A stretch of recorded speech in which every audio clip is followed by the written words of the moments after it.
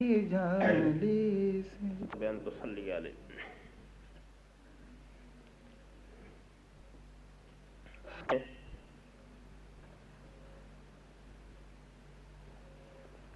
جس آیت کریمہ کی تلاوت سے اپنے کو مشرف کیا ہے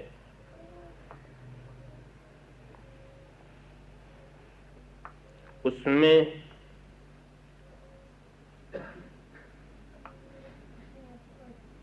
تین مطالبے ہیں۔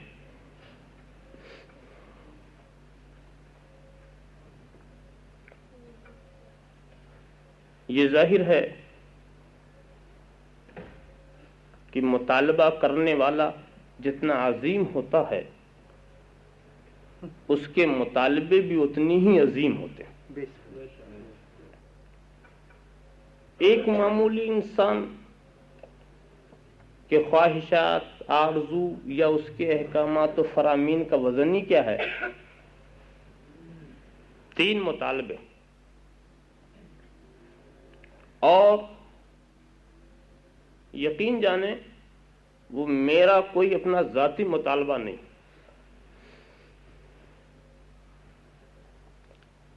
مجھے یہ بھی کہنے دیں وہ کسی انسان کا مطالبہ نہیں،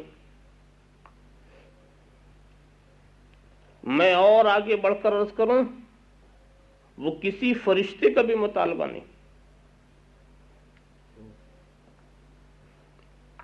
میں حقائق سے نقاب کشائی کرتے ہوئے اور قدم بڑھاؤں آگے تو مجھے کہنے دو وہ کسی نبی کا مطالبہ نہیں، وہ کسی رسول کا مطالبہ نہیں ہے۔ تین مطالبہ، اس کو میں کہوں رسول کا مطالبہ تو حقائق کی صحیح ترجمانی نہیں ہو سکتی، اگر اس کو کہوں یہ نبی کا مطالبہ ہے، یہ کسی ملک کا مطالبہ ہے، یہ کسی پیغمبر کا مطالبہ ہے، یہ کسی مجتہد کا مطالبہ ہے، یہ کسی عالم کا مطالبہ ہے، یہ کسی فاضل کا مطالبہ ہے، یہ کسی اپنے وقت کے مجدد کا مطالبہ ہے، یہ کسی اپنے وقت کے امام کا مطالبہ ہے، تو ہم کہیں گے حقائق کی تصویر کشی نہیں ہو رہی ہے۔ میں جس مطالبے کو پیش کر رہا ہوں اور انسانوں کے سامنے پیش کر رہا ہوں یہ انسان کا مطالبہ نہیں ہے، یہ خالق کائنات کے مطالبے ہیں، یہ خدائی مطالبے ہیں، اور جب خدائی مطالبے ہیں تو اب ان کی عظمت کو میں سمجھا نہیں سکتا کہ کتنے عظیم مطالبے ہوں گے اور کتنے اہم ہیں، اور جب قادر مطلق کے مطالبے ہیں تو کرنے سے کیا فائدہ ہوگا وہ بھی ظاہر ہے، اور نہ کرنے کے کیا نتائج ہوں گے وہ بھی ظاہر ہے۔ اس لیے کہ کسی معمولی انسان کا مطالبہ ہوتا تو ہم نظر انداز کر کے آگے بڑھ جاتے، مگر یہ تو خالق کائنات کا مطالبہ ہے، یہ رب العالمین کا مطالبہ ہے، یہ سارے کائنات کے رب کا مطالبہ ہے، پروردگار کائنات کا مطالبہ ہے۔ صرف تین مطالبہ، تمہاری زندگی کے تکمیل کے لیے یہ تین مطالبہ کافی ہے، تمہاری زندگی کو نجات کی راہ سے لگانے کے لیے صرف یہ تین باتیں کافی ہیں، تمہاری مغفرت کے لیے، تمہاری اخروی نجات کے لیے، تمہاری دنیاوی فلاح کے لیے صرف تین باتیں کافی ہیں۔ کیا؟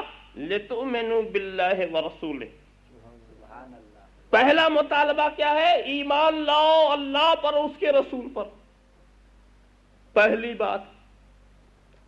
مگر یاد رکھنا میں جو خدائی مطالبہ پیش کر رہا ہوں وہ خدا کے کلام سے نکال کے پیش کر رہا ہوں، یہ نہ سمجھ لینا کہ یہ ترتیب میری ہے، یہ بھی نہ سمجھ لینا کہ یہ ترتیب کسی فقیہ کی ہوگی، یہ ترتیب کسی نبی کی ہوگی، یہ ترتیب کسی پیغمبر کی ہوگی، یہ ترتیب کسی ملک کی ہوگی۔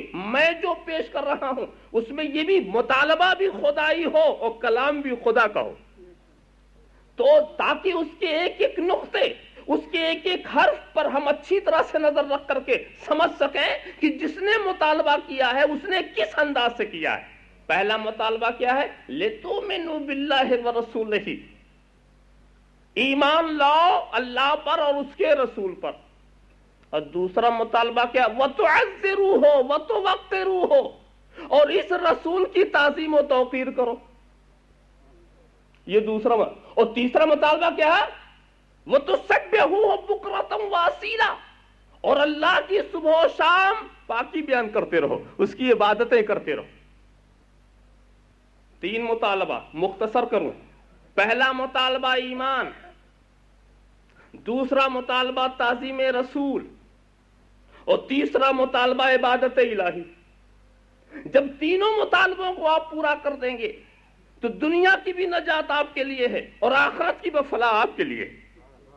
مگر سنو، یہ ترتیب میں نے نہیں لگائی ہے، پہلے ایمان پھر تعظیم پھر عبادت، یہ ترتیب میری ترتیب نہیں ہے۔ اگر یہ ترتیب تم اس کو صحیح مانو، چاہے اس کو تم غلط مانو، یہ تو تمہارے ماننے کی بات ہے، مگر میں یہ کہتا ہوں کہ اگر اس ترتیب کو صحیح نہیں ہم مانیں گے تو مومن بھی نہیں ہو سکیں گے، اس لیے کہ خدائی ترتیب ہے۔ اتفاق سے میں جو مطالبے پیش کر رہا ہوں میں خود مرتب کر کے نہیں لایا ہوں، میں نے کچھ اپنے مزاج کے مطابق کوئی ترتیب نہیں دے رکھی ہے، میں نے کچھ اپنے خواہشات و آرزوؤں کے ماتحت کوئی ترتیب نہیں، یہ خدا کے کلام کی ترتیب ہے اور خدائی ترتیب ہے۔ تو پہلے ہے ایمان، اس کے بعد ہے تعظیم، اس کے بعد ہے عبادت۔ کیا مطلب؟ کوئی ایمان نہ لائے تعظیم کی بات کرے، کیا تعظیم معتبر ہوگی؟ ایمان تو لایا ہی نہیں اور رسول کے قصیدے لکھ رہا ہے، رسول کے لیے نعت لکھ رہا ہے، رسول کی تعریف کے اندر قصیدے کہہ رہا ہے، ایمان لایا نہیں اور رسول کی بڑائی بیان کر رہا۔ تیری یہ باتیں سب محمل بیکار، اس لیے کہ خدائی ترتیب تو یہ تھی کہ پہلے تو ایمان لا پھر تعظیم کر، پہلے ایمان لا پھر توصیف کر، پہلے تو ایمان لا پھر اکرام کر، پہلے ایمان کی منزل ہے۔ ایمان کے بغیر تو میرے رسول کی کتنی بھی تعریف کرے گا تو اپنی تعریف میں جھوٹا ہے، اس لیے کہ اگر سچا ہوتا تو پہلے ایمان لاتا پھر تعریف کرتا۔ اللہم صلی علی سیدنا مولانا محمد وعلی آل سیدنا مولانا محمد کما تحب و ترضى ان تصلی علیہ۔ تو پہلے ہے ایمان اور اس کے بعد پھر کیا ہے؟ تعظیم، اس کے بعد پھر کیا؟ عبادت۔ سنو، ترتیب لگانے والے نے بھول نہیں کی ہے، ترتیب لگانے والے سے چوک نہیں ہو گئی ہے، جس کا جو مقام تھا اسے وہیں رکھ دیا۔ ایمان کا مقام مقدم ہے، پہلے رکھا، دوسرے نمبر پر تعظیم رسول کی بات آئی وہاں رکھ دیا، تیسرے نمبر پر عبادت کی بات آئی وہاں رکھ دیا۔ تو اب اگر کوئی ایمان چھوڑ کر تعظیم کرے تو محمل، اور کوئی تعظیم چھوڑ کر عبادت کرے تو بیکار۔ اللہم صلی علی سیدنا مولانا محمد وعلی آل سیدنا مولانا محمد کما تحب و ترضى ان تصلی علیہ۔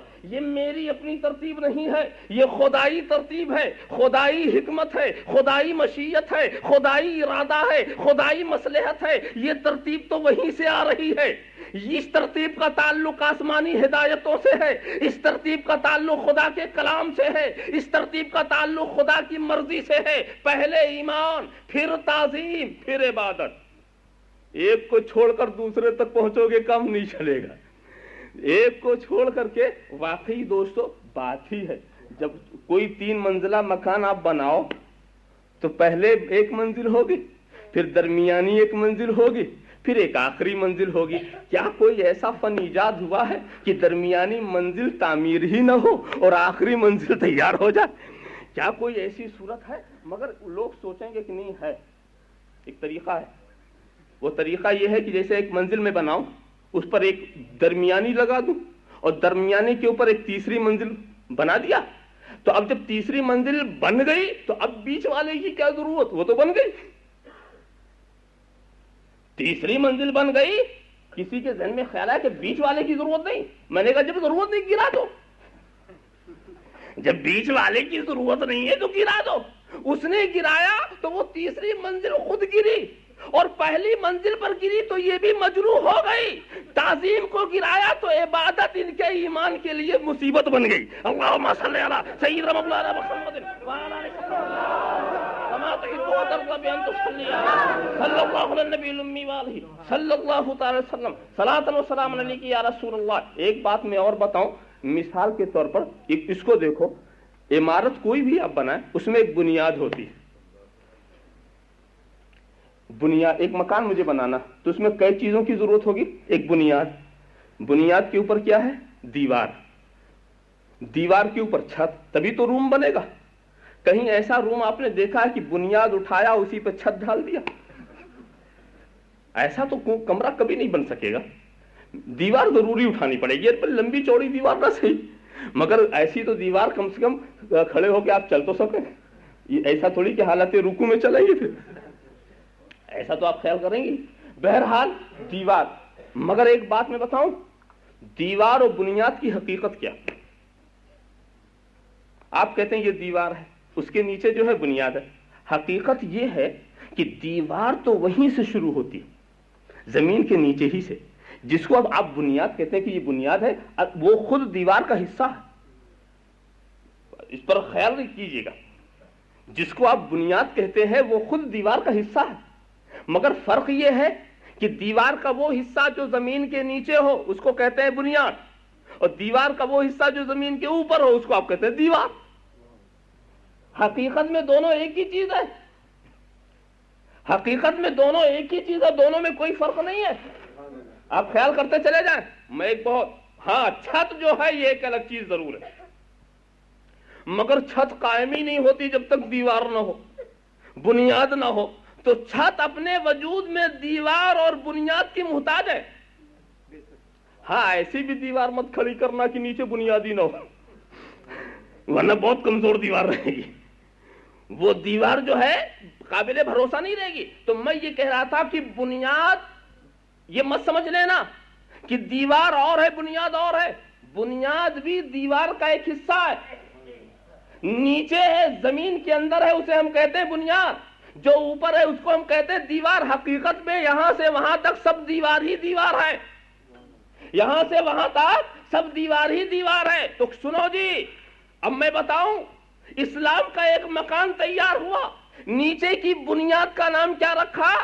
جو اندر ہے ایمان، اور جو اوپر دیوار ہے اس کا نام رکھا تعظیم، اور جو اس پر چھت آپ نے ڈھال دی اس کا نام رکھا عبادت، جو چھت ڈھال دی اس کا نام آپ نے رکھا عبادت۔ تو دیکھنے میں تین چیز ہے اور حقیقت میں ایک چیز ہے، اس لیے کہ ایمان نیچے سے اوپر تک یہ سب ایمان ہے، بس فرق اتنا ہے دوستو کہ جو اندر ہے اس کو ایمان کہتے ہو، جو ظاہر ہے اسے دیوار کہتے ہو۔ دیکھو تعظیم رسول بھی ایمان ہی کا جز ہے، میں کہنا یہ چاہتا ہوں تعظیم رسول ہے، ایمان کا جز ہے، بس فرق اتنا ہے کہ اندر چھپا لیا تو ایمان ہے، دکھا دیا تو تعظیم کے آثار نمایاں ہے۔ اللہم صلی علی سیدنا مولانا محمد وعلی آل سیدنا مولانا محمد کما تحب و ترضى بان تصلی علیہ صلی اللہ علی النبی الامی وآلہ صلی اللہ تعالی وسلم صلاۃ و سلام علیک یا رسول اللہ۔ تو میں کسی اور تفسیر میں جانے سے پہلے میں چاہتا ہوں، جب یہ اتنے اہم مطالبے ہیں، ایمان، تعظیم اور عبادت، تو ہر مطالبے پر اپنے خیالات کا اظہار کروں۔ اب جتنا وقت میرا ساتھ دے گا میں اپنے خیالات کو عرض پیش کر سکوں گا آپ کے سامنے۔ دیکھو یہ ایمان بنا ہے امن سے، ایمان کہتے ہیں امن دینا۔ رب تبارک و تعالیٰ کے اسماء صفات میں سے ایک ہے المومن، ہے کہ نہیں؟ تو خدا مومن ہے، اس کا معنی کیا ہوا؟ خدا اپنے قہر و عذاب سے اپنے بندوں کو امن دیتا ہے، یہ ہے خدا کے مومن ہونے کا معنی۔ ہم بھی تو اپنے کو مومن کہتے ہیں، قرآن نے کہا نا انما المومنون اخوہ، تو ہم بھی مومن۔ ہمارے مومن ہونے کا کیا مطلب؟ لفظ مومن خدا کے لیے بھی استعمال کیا، لفظ مومن ہم اپنے لیے بھی استعمال کرتے ہیں، مگر دونوں جہاں معنی ایک نہیں۔ خدا مومن یعنی وہ اپنے بندوں کو امن دیتا ہے اپنے قہر و عذاب سے۔ ہم مومن، ہمارے مومن کا مطلب یہ ہوا کہ ہم مخصوص عقائد و نظریات کو اپنا کر کے اپنے کو خدا کے عذاب سے امن دیتے ہیں۔ مخصوص خیالات و نظریات کو مان لینے کی وجہ سے ہم اپنی ذات کو امن دیتے ہیں، تو اس حساب سے ہم بھی مومن۔ رسول کو بھی تو مومن کہا گیا، رسول بھی تو مومن، وہ کس معنی کر کے؟ تو رسول مومن کا مطلب یہ ہوا کہ خدا امن دیتا ہے، ہم امن لیتے ہیں रसूल अम्न दिलाते हैं। अल्लाहुम्मा सल्ली अला सय्यिदना मौलाना मुहम्मदिन व अला आलि सय्यिदना मौलाना मुहम्मदिन कमा तुहिब्बु व तुसल्ली अलैहि। यानी रसूल इस हिसाब से मोमिन है कि वो हमारे सामने ऐसा पैगाम उन्होंने पेश किया है, ऐसे नजरियात और ख्यालात पेश किए हैं, ऐसा दस्तूर और कानून दिया कि अगर हम उसको मान लें तो खुदा के अमन में आ जाए, हम उसको अपना लें तो खुदा के अमन। तो अमन के रास्ते को खोलने वाले, अमन के दरवाजे को खोलने वाले हैं जनाब मोहम्मद रसूलुल्लाह सल्लल्लाहु ताला अलैहि वसल्लम। तो क्या मतलब, हम रसूल को मानकर मोमिन और वो हमको मनवा के मोमिन, वो हमको मनवा के मोमिन। तो रसूल का मोमिन होना और है और हमारा मोमिन होना और है। मैं ये कहना चाहता हूं कि लफ्जों के इश्तराक से धोखा न खाना, एक लफ्ज इनके लिए भी इस्तेमाल, एक लफ्ज उनके लिए भी इस्तेमाल, तो उसके इश्तराक से धोखा न करना। खुदा को अगर मोमिन कहा गया तो उसका माना और है, रसूल को अगर मोमिन कहा गया तो उसका मतलब और है, हमें अगर मोमिन कहा गया उसका मतलब और। क्यों? ईमान की तारीफ पूछो उलमा से, ये कहेंगे हुवा तस्दीक बिमा जा बिहिन नबी सल्लल्लाहु तआला वसल्लम। ईमान ये है कि नबी जो कुछ लाए उसको मान लो, ईमान ये है नबी जो कुछ लाए उसकी तस्दीक कर लो। तो हमने तस्दीक किया तो मोमिन बने और रसूल ने तस्दीक कराया वो मोमिन हुए। तो हम मोमिन हैं मान करके और वो मोमिन है जाने ईमान बन करके। अल्लाहुम्मा सल्ली अला सय्यिदना मौलाना मुहम्मदिन व अला आलि सय्यिदना मौलाना मुहम्मदिन कमा तुहिब्बु व तुरद्दी अन तुसल्ली अलैहि। बड़ा फर्क हो, वरना वैसे देखो हकीकत के लिहाज से देखो तो बड़ा फर्क है। लफ्जों का इश्तराक कभी कभी धोखे में डाल देता है, लफ्जों के इश्तराक से कभी कभी धोखे में डाल देते हैं और लोग, इसीलिए उलमा ने बहुत साफ लफ्जों में इरशाद फरमाया है। देखो कुरान करीम में जहां या अय्युहल्लज़ीना आमनू, ए ईमान वालो, जहां जहां ये खिताब आया है, उलमा कहते हैं वहां ईमान वालों की सफ में खुद हुजूर दाखिल नहीं, यानी उस इरशाद में गलत फहमी का में न हो जाइएगा। रसूल ईमान वाले तो हैं ही हैं, मगर उस खास इरशाद में या अय्युहल्लज़ीना आमनू, ए ईमान वालो, उस इरशाद में, उस खिताब में, मुखातबीन में रसूल दाखिल नहीं है। क्यों? इसलिए कि रसूल ही तो सबसे कह रहे हैं ना कि ए ईमान वालो, तो अपने को थोड़ी बुला रहे हैं, अपने सिवा को बुला रहे हैं, तो उसमें रसूल दाखिल नहीं है।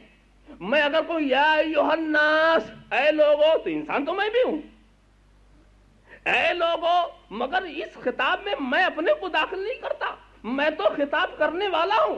अब इसमें वही आएंगे जिनसे मैं खिताब कर रहा हूं। या यूहन्नास में जब कहूंगा तो मेरे सिवा दूसरे इंसान मुराद होंगे, और जब मैं ये कहूंगा हुजूर सल्लल्लाहु अलैहि वसल्लम जब ये कहेंगे या अय्युहल्लज़ीना आमनू, ऐ वो लोग जो ईमान लाए, तो अब रसूल के सिवा जो मुखातब हैं वो मुराद होंगे, ये खिताब करने वाला मुराद नहीं होगा। तो उलमा कहते हैं कि खिताब में उसमें हुजूर दाखिल नहीं। ऐसे ही इन्नमल मोमिनूना इख्वा जहां है कि तमाम मोमिनीन भाई भाई है ना, तमाम ईमान वाले, तो उसमें वहां उलमा ने फरमा दिया कि देखो यहां जिन मोमिनीन की बात की जा रही है ये वो मोमिनीन है जो रसूल की तस्दीक करने वाले हैं, जो रसूल को मानने वाले हैं, जो रसूल हुवल मुसद्दिक़ु बिमा जा बिही नबी सल्लल्लाहु अलैहि वसल्लम, जो मुसद्दिक़ीन और मुवय्यदीन हैं, जो रसूल पर ईमान लाने वाले हैं, वो मुराद हैं। ये ना समझ लेना कि इसी सफ में रसूल भी दाखिल हो गए, इसलिए कि नबी और उम्मती के अंदर कुछ बुनियादी फर्क है, नबी और उम्मती के अंदर कुछ बुनियादी फर्क है, उस फर्क को मिटाया नहीं जा सकता। ठीक है, रसूल भी मोमिन माना और है, खुदा मोमिन माना और है, हम आप मोमिन माना और है। लफ्ज मोमिन के इतलाक से मसावात लाजिम नहीं आती। मैं एक इल्मी बात कहूं कि नबी और उम्मती के अंदर कुछ बुनियादी फर्क है, उसकी तरफ मैं तवज्जो दिलाऊं। देखो ये मिसाल के तौर पर मैं समझाने के लिए, और मैं इस सिलसिले में कुरान करीम की शहादत भी पेश करूंगा। देखो नबी की हैसियत उम्मतियों के लिए रूहानी बाप की, रूहानी और ईमानी बाप, कोई हमारा नसबी रिश्ता जिनका नहीं लगता, जिनका नसबी रिश्ता लगे उनकी तो खुसूसियात अलग है, मगर जिनका नसबी रिश्ता नहीं लगता उनके लिए क्या है हुजूर? रूहानी और ईमानी बाप। اور یہ تصور کہاں سے ملا ہے؟ قرآن سے۔ قرآن نے نبی کریم کی ازواج مطہرات کو مومنین کی ماں کہا۔ یہ سب مشہور باتیں، امہات المومنین کا لفظ بہت مشہور ہے۔ تو مومنین کی ماں، تو کیا مومنین کا سلسلہ نسبی وہاں لگتا؟ سادات بھی اگر اپنا سلسلہ نسبی لگائیں گے تو حضرت خدیجۃ الکبریٰ تک لگائیں گے، اور اگر وہ اپنا رشتہ لگا لیں سادات تو ان کو تو کچھ حق پہنچتا ہے، مگر کسی اور کا تو سلسلہ نسبی نہیں لگتا نا۔ اور سارے مومنین کی ماں ازواج مطہرات، تو یہیں سے تصور ملا کہ یہاں ماں سے مراد روحانی اور ایمانی ماں ہے۔ اور جب روحانی ایمانی ماں، جس قرآن نے ازواج مطہرات کو ہمارا روحانی اور ایمانی ماں قرار دیا، تو اس نے ہمیں یہ تصور دیا کہ جب ازواج ماں ہے تو جو شوہر ہو وہ باپ ہوگا۔ یہیں سے ہمیں یہ تصور ملا کہ اللہ کے رسول ہمارے روحانی اور ایمانی باپ۔ مگر میں اس کی تشریح یوں کروں کہ باپ اور بیٹے میں جو تھوڑی مناسبتیں ہیں تفہیم کے لیے سمجھانا ہے، ورنہ رسول کی تو شان ایسی ہے کہ ان پر ہمارے ماں باپ سب قربان۔ مگر ذہن میں مسائل اتارنے کے لیے دیکھو، نبی اور امتی کا تعلق ویسے ہی ہے جیسے باپ کا بیٹے سے۔ باپ اپنے بیٹے کی اصل ہوتا ہے کہ نہیں؟ ایسی کوئی صورت نہیں ہے کہ باپ نہ ہو اور بیٹا ہو جائے۔ تو باپ اپنے بیٹے کی اصل، تو نبی اپنے امتی کی اصل ہے۔ ایسی کوئی صورت نہیں کہ نبی نہ ہو اور امتی ہو جائے۔ باپ اپنے بیٹے کا مربی ہوتا، تربیت کرنے والا۔ نبی اپنے امتیوں کی تربیت فرمانے والے ہوتے ہیں، مربی ہوتے ہیں، سرپرست ہوتے ہیں۔ اور ایک چیز اور ہے کہ باپ کے جتنے بیٹے ہیں، باپ ان تمام بیٹوں کو بھائی بھائی بنا دیتا۔ ایک باپ کے 4 بیٹے تو یہ چاروں بھائی ہیں نا، تو باپ کا کام کیا؟ اپنے بیٹوں کو بھائی بھائی بنا دینا۔ 4 ہیں تو 4 بھائی ہیں، 5 ہیں تو 5 بھائی ہیں۔ اس میں ایسا ہو سکتا ہے کہ کوئی چھوٹا ہے، کوئی ناٹا ہے، کوئی گورا ہے، کوئی کالا ہے، کوئی موٹا ہے، کوئی دبلا ہے، مختلف، مگر بھائی سب رہیں گے، حقوق سب کے برابر۔ ایک باپ کے اگر 4 بیٹے، تو چاہے کیسا رنگ ہو، چاہے کیسی قد و قامت ہو، مگر جب باپ کا ورثہ بٹے گا تو سب کو برابر بٹے گا۔ یہ نہیں دیکھا جائے گا کہ یہ چھوٹے ہیں، یہ بڑے ہیں، یہ کالے ہیں، یہ گورے ہیں۔ تو باپ کا کام یہ ہے کہ اپنے بیٹوں کو بھائی بھائی بنا دے، اس میں کوئی تفریق نہ رہے، سارے حقوق برابر۔ تو نبی کا فریضہ یہ تھا کہ جس کا نبی اپنے سارے امتیوں کو بھائی بھائی بنا دے، چاہے وہ حبشی ہو، چاہے وہ رومی ہو، چاہے وہ عربی ہو، چاہے وہ عجمی ہو، چاہے وہ موٹا ہو، چاہے وہ دبلا ہو، وہ کیا کرنا، جو اس کو مانتے چلے جائے، بھائی بھائی بنتے چلے جائیں۔ بھائی بھائی تو باپ کے 4 بیٹے سب بھائی ہوتے ہیں، مگر یہ باپ خود ان کا بھائی نہیں بنتا۔ باپ نہیں بھائی بنتا، وہ تو باپ ہی رہتا۔ تو نبی جو ہے سارے امتیوں کو بھائی تو بنا دیتا، خود بھائی نہیں بنتا۔ اللہم صلی علی سیدنا مولانا محمد وعلی آل سیدنا مولانا محمد کما تحب وترضى بأن تصلی علیہ۔ اور ایک بات اور ہم آپ کو بتائیں کہ باپ جو ہوتا ہے رشتوں اور تعلقات کا مرکز ہوا کرتا۔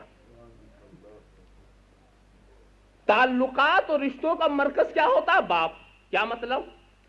فلاں میرے باپ کی بہن تو میری پھوپھی، فلاں میرے باپ کا بھائی تو میرا چچا، میرے باپ کا جو بیٹا ہوگا وہ میرا بھائی ہوگا، میرے باپ کی جو بیٹی ہوگی وہ میری بہن ہوگی۔ مرکز تعلقات، باپ کا باپ ہوا تو میرا دادا ہوا، اور باپ کی ماں تو میری دادی۔ کہنے کا مطلب یہ ہے کہ تعلقات کا مرکز میں نے باپ کو بنا لیا۔ جو میرے باپ کا وہ میرا، اور جو میرے باپ کا نہیں وہ میرا۔ کیسے؟ باپ سے رشتے ہی نہ ہو، باپ سے تعلق ہی نہ ہو، تو وہ مرکز تعلقات ہوتا ہے، تمام رشتوں کا مرکز ہوتا ہے۔ باپ کا جو قریب وہ میرا قریب, باپ سے جو دور وہ میرا دور. اگر میرے باپ کا بیٹا نہیں تو میرا بھائی کیسے ہو سکتا ہے؟ اگر میرے باپ کی بہن نہیں تو میری پھوپھی کیسے ہو سکتی ہے؟ اگر میرے باپ کا بھائی نہیں تو میرا چچا کیسے ہو سکتا ہے؟ تو مرکز تعلقات باپ ہوتا ہے بیٹے کے لیے. جو باپ کے قریب وہ اس کے قریب, اور جو باپ سے دور وہ اس سے دور. دیکھا آپ نے, یہ مرکز تعلقات. یہی حال ہے نبی کا اپنے امتی کے لیے, کہ نبی بھی امتیوں کے لیے مرکز تعلقات ہوا کرتا ہے. جو نبی کا ہے وہ ہمارا ہے, اور جو نبی کا نہیں ہے وہ ہمارا نہیں. یاد رکھو, سنو, یہ مت سمجھو کہ قریشی بن کر کوئی ہمارا ہوگا, یہ مت سمجھو کہ ہاشمی بن کر کوئی ہمارا ہوگا, یہ مت سمجھو کہ مطلبی بن کر کوئی ہمارا ہوگا. ابو لہب مطلبی بھی تھا, ہاشمی بھی تھا, قریشی بھی تھا, مگر ہمارا نہ ہوا. ہمارا نہ ہوا. بظاہر دیکھو تو رسول کا چچا تھا, مگر ہمارا نہ ہوا. ذرا غور تو کرو, گھر والے کو نکال دیا اور اویس کو قرن سے بلا کے لگا رہے ہیں. اویس کو یہ نہ دیکھا, حبش کے بلال کو سینے سے لگا لیا, روم کے صہیب کو سینے سے لگا لیا, قرن کے اویس کو سینے سے لگا لیا, اور قریش کے ابو لہب کو نکال دیا. قریش کے ابو لہب کو نکال دیا. یہ کیوں, ایسا کیوں کرتے ہو؟ اس لیے کہ نبی مرکز تعلقات ہے. جو میرے نبی کا ہے وہ میرا ہے, وہ جو میرے نبی کا ہے وہ میرا ہے, چاہے وہ حبش کا رہنے والا ہو. ارے ذرا سا دیکھو, قریش کے سرداروں کو ٹھوکر مار دیا, قریش کے سرداروں کو ٹھوکر مار دیا, اور حبش کے غلام کو حضرت فاروق نے اپنا آقا کہہ دیا. حبش کے غلام کو حضرت فاروق نے اپنا آقا کہہ دیا. بات کیا ہے؟ اے رسول, آپ مرکز تعلقات ہیں. ہم ادھر ادھر ہم نسب نہیں دیکھتے, ہم گھرانہ نہیں دیکھتے, ہم قبیلہ نہیں دیکھتے. ہماری نظر تو آپ کے چہرے پر ہے. جو آپ کا ہے وہ ہمارا ہے, جو آپ کا نہیں وہ ہمارا نہیں. اللہم صلی علی سیدنا مولانا کما صلی اللہ علیہ نبی الامی والہ صلی اللہ تعالی وسلم صلاۃ و سلام علیک یا رسول اللہ. اور ایسے ہی موقع پر میں عرض کرتا ہوں دوستو, وہ 313 بے وقوف نہیں تھے, وہ 313 بے وقوف نہیں تھے جو غزوہ بدر کے اندر مقابل میں کھڑے تھے. 1012 تقریباً 1000 کے مقابلے میں کھڑے تھے. یہ کس کا مقابلہ تھا؟ یہ 313 جو مقابلہ کر رہے تھے عیسائیوں سے نہیں, یہودیوں سے نہیں, مجوسیوں سے نہیں, مشرکین عجم سے نہیں. یہ مقابلہ کس کا تھا؟ ارے یہ مقابلہ عجیب تھا. 313 مقابلے میں تھے. کوئی اپنے بھائی کے مقابلے میں ہے, کوئی اپنے بیٹے کے مقابلے میں ہے, کوئی اپنے ماموں کے مقابلے میں ہے, کوئی اپنے بھانجے کے مقابلے میں ہے, قریشی کے مقابلے میں ہے, ہاشمی کے مقابلے میں ہے, عزیز کے مقابلے میں ہے, قبیلے کے مقابلے میں ہے. تو 313 نفوس قدسیہ نے اپنے عمل سے ثابت کر دیا کہ اے محبوب, آپ کے رشتے کو مضبوط کرنے کے لیے ہم ہر رشتہ کاٹنے کو تیار ہیں, ہم ہر رشتہ کاٹنے کو تیار ہیں. اے رسول, پہلے آپ ہے پھر بیٹا ہے, اے رسول پہلے آپ ہے پھر باپ ہے, اے رسول پہلے آپ ہے پھر کوئی ہے, اے رسول پہلے آپ ہے پھر چچا ہے. جب آپ کا وہ نہیں ہے تو ہمارا بھی نہیں ہے. 313 نفوس قدسیہ نے رسول کے ساتھ وہ معاہدہ کیا تھا, رسول کے ساتھ وہ رشتہ باندھا تھا, رسول کے ساتھ وہ تعلق قائم کر دیا تھا کہ اے اللہ کے رسول, ہمارا مرکز تعلقات آپ ہیں, ہمارا مرکز تعلقات آپ ہیں. جو آپ کا ہوگا وہ ہمارا ہوگا, اور جو آپ کا نہیں ہے وہ ہمارا بھی نہیں ہے. یہی جذبہ پہلے تھا جو ہم ترقی کر رہے تھے. اور اب تو معاملہ یہ ہے, ارے بھی اپنا بھائی ہے نا, کچھ بھی اپنا ہے نا, ارے اپنا باپ ہے, اپنا چچا بھی کچھ بھی ہے اپنا ہے نا, کچھ بھی ہے اپنا ہے نا, کچھ بھی ہے اپنا ہے نا. یہ ایسا ذوق ہو گیا, یہ ایسا ذوق ہو گیا کہ اب یہ نہیں دیکھا جاتا کہ اللہ کے رسول کا کون ہے, اب یہ نہیں دیکھا جاتا ہمارے نبی کا کون ہے, اب یہ نہیں دیکھا جاتا. ذرا سا غور تو کرو دوستو, یہی چیز ہے. پہلے مسلمانوں میں یہ باتیں تھیں, آج کے مسلمان میں یہ, اب رشتے کا بھی خیال ہم کر جاتے ہیں, تعلقات کا خیال کر جاتے ہیں. دوستو, ہم یہ نہیں کہتے کہ تم لڑ جاؤ, ہم یہ نہیں کہتے تم اختلاف کرو, ہم یہ نہیں کہتے کہ تم آپس میں ایک دوسرے سے ٹکرا جاؤ. نہیں, ہم ملانے کی بات کرتے ہیں, ہم اتحاد کی بات کرتے ہیں, ہم اتفاق کی بات کرتے ہیں, ہم ایک سوئی کی بات کرتے ہیں, ہم چاہتے ایک متحدہ محاذ بنانے کی بات کرتے ہیں. مگر وہ کون سا؟ ہم اتنا ضرور ہوشیاری ضرور کریں گے کہ اے ملنے والوں, ایسے سے ملو, ایسے سے ملو جو یہاں ملے تو ہر جگہ ملتا ہی رہے. ایسے سے ملو, ایسے سے مل کے کیا کرو گے؟ جو یہیں چھوڑے تو قبر میں خبر بھی نہ لے. اللہم صلی علی سیدنا مولانا محمد وعلی آل سیدنا مولانا محمد کما تحب و ترضى بأن تصلی علیہ. ارے دوستو, یہ عجیب بات ہے, یہ عجیب دنیا, عجیب ایار دنیا ہے. یہ اپنے سے پہلے ملاتی ہے اور پھر ایسا لات مار دیتی ہے, ایسا ٹھوکر مارتی ہے کہ کوئی پرسان حال نہ ہوتا. اسی لیے ہم کہتے ہیں دنیا کے پیچھے دوڑنے والوں کا حال ہم دیکھا, کائنات نے بھی دیکھا. دنیا کے پیچھے دوڑنے والوں کا حال دیکھا گیا.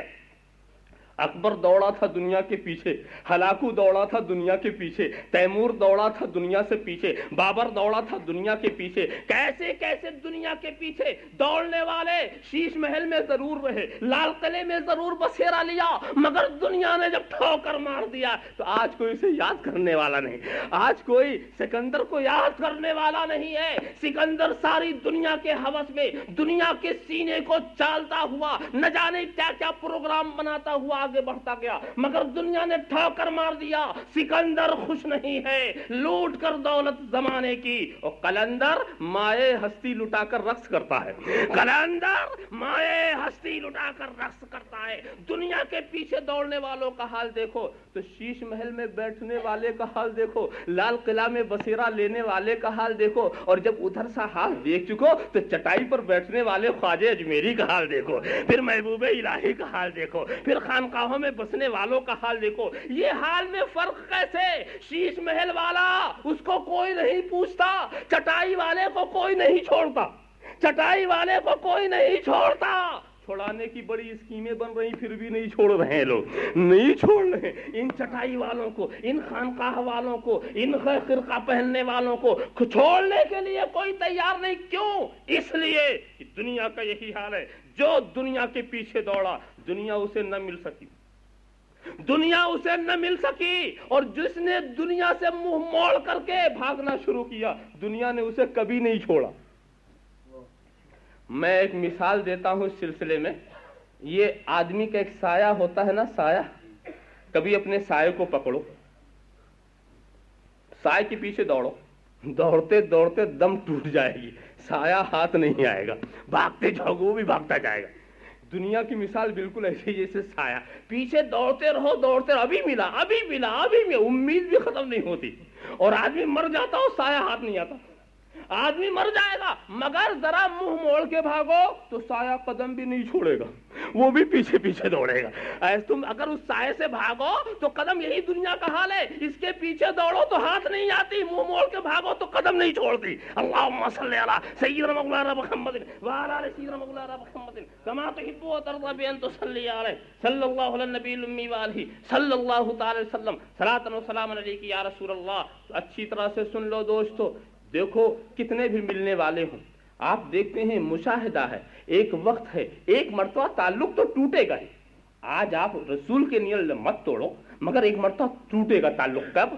جب موت آ کر. رشتے حیات تو کٹے گئے, اس سے تو کسی کو بچت نہیں, تو تعلقات تو ضرور ٹوٹیں گے, اور یہ آپ کے چاہنے والے کاندھے پر لے جا کر کے قبر میں اتار دیں گے, اور کوئی بھی ایسا چاہنے والا اس وقت نہ ملے گا جو خود بھی اتر جائے.